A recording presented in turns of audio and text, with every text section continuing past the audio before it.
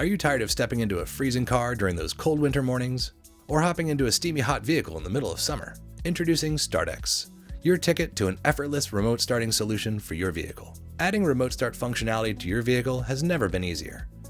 Today we're going to walk you through how our plug-and-play solution makes it a breeze to equip your vehicle with this fantastic feature right in your own driveway.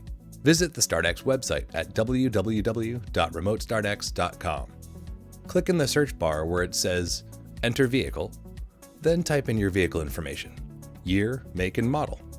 Then hit Enter or click Find Your Kit. Within the search results, there are different solutions available based on your specific vehicle options. Review the options carefully. Choose the selection that best matches your vehicle to find your solution. This will bring you to a product page with details about your specific remote start solution.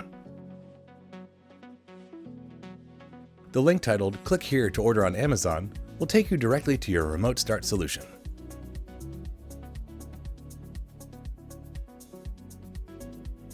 Today we'll be demonstrating the installation of our plug-and-play remote start kit on a 2017 Jeep Wrangler JK. The disassembly process varies slightly from vehicle to vehicle. In some installations, the connector is accessed by simply opening the glove box, like in this Ford Bronco. Other installations, the connector simply plugs in at the OBD2 port, requiring no vehicle disassembly at all, like this 2015 Ford F-150. Now let's get started with the installation on the Jeep Wrangler JK.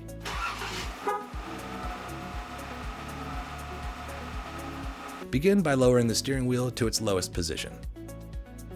Then we can remove the plastic knee bolster panel below the steering wheel. To do this, begin by pulling at the top of the panel on both sides of the steering wheel. Work down the panel to release the fasteners. Next, we need to take apart the steering column shroud. There are 3 Torx bolts that need to be removed, using a thin, long Torx bit to access the screws that are in the top of the steering column. With the 3 screws removed, using a nylon pry tool like the one provided in the packaging, insert the pry tool into the slot between the upper and lower plastic pieces, using the pry tool to gently pry the top panel upward to separate the 2 halves. Repeat this process on the other side of the steering wheel. Then, flex the plastic lower half slightly to pass it around the key cylinder. Continue to lower the plastic carefully and move it around the steering column tilt lever to free it from the vehicle. Now we're ready to plug in our plug-and-play T-harness at the factory connection point. Using a right-angle pick tool, press in on the latch tab on the back side of the connector, then pull it from the module to disconnect it. Plug the OEM connector into the female connector on the provided T-harness.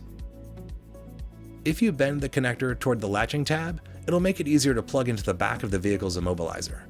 Now, connect the T-harness into the female OEM connector.